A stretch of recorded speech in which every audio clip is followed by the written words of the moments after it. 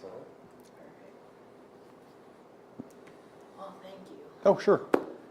This is what we all want to do with our Saturday. All right, let's just hope for the best. All right, that should be good.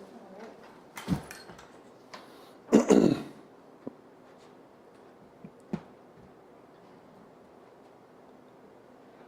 And we're streaming this on our digital too, so Okay. just a heads up on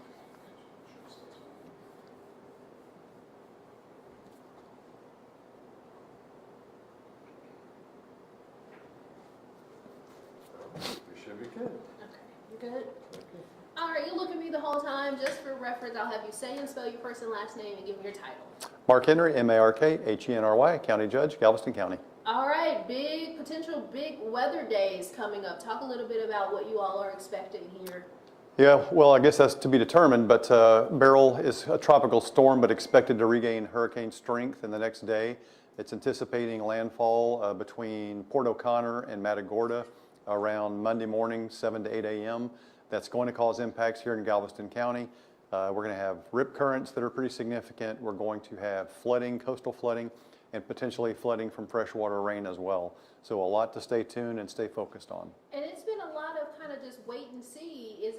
Does it seem like that we're going to feel something, just the severity of it is to be determined? There is no question we're going to feel something, which is different than the forecast 5 days ago. That's why we always want people to pay attention to credible news sources. So yes, we expect winds.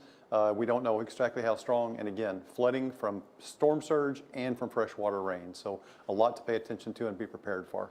Give us some perspective on any potential for a disaster declaration. I know that comes ahead of the storm. Yes, I will likely issue a disaster declaration today. The state has already issued one, but they did not include Galveston County, not knowing what the track was going to be, and it's also a little bit early. A disaster declaration just puts a building block in place to receive state and federal aid should certain damage thresholds be met, and we expect they will be. And I can imagine you all are looking at the worst case scenario, best case scenario. Are you able to give us some type of scope of what could be the minor impact or what could be the greatest? Minor impact would be if it were to turn and go west, due west now, which we don't expect to happen, then we'd probably have no impact at all.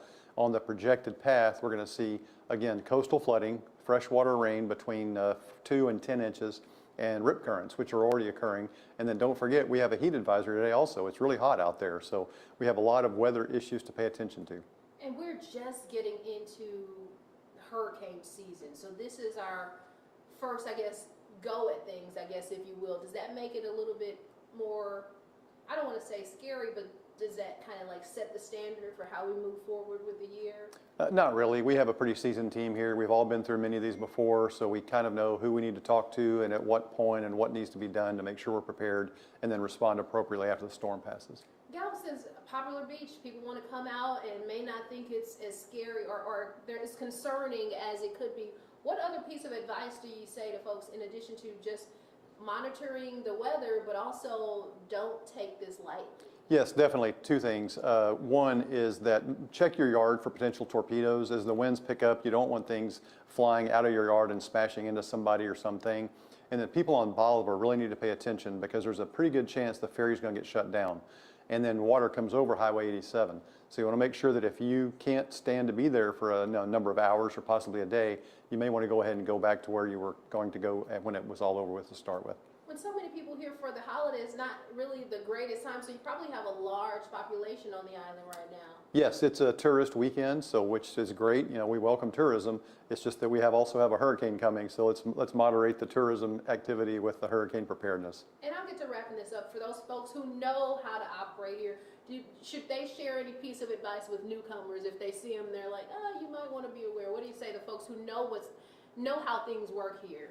Take these seriously. Hurricanes are not for planning parties. They're for paying attention and having a plan and making a kit and having the potential or the ability to evacuate if necessary. Yeah. And then finally, because it just popped up in my head again, so we're talking about, and forgive me, I'm not well versed on all the lingo. When we talk about storm surges, are we talking about the height of water or waves? That is wave activity that is not normal. So it's not normal tidal activity. It's in addition to normal tidal activity. So for storm surge to come over the road is very normal because there's not a lot of room to start with. So we could have 2 to 3 feet of storm surge in addition to regular tides. All right, Judge, anything else you think is important to add or anything you just want to drive home to viewers or people who might find themselves in the path? Just stay informed, stay tuned to this station, make sure you know what's going on, and can make a quick decision if you have to. Anything else you think I should ask him? You think we're good? Perfect. Awesome. All Thank right, you so you much. bet. I appreciate you. Certainly, certainly. I know you got a lot of these today, so I do, appreciate you but taking time. you got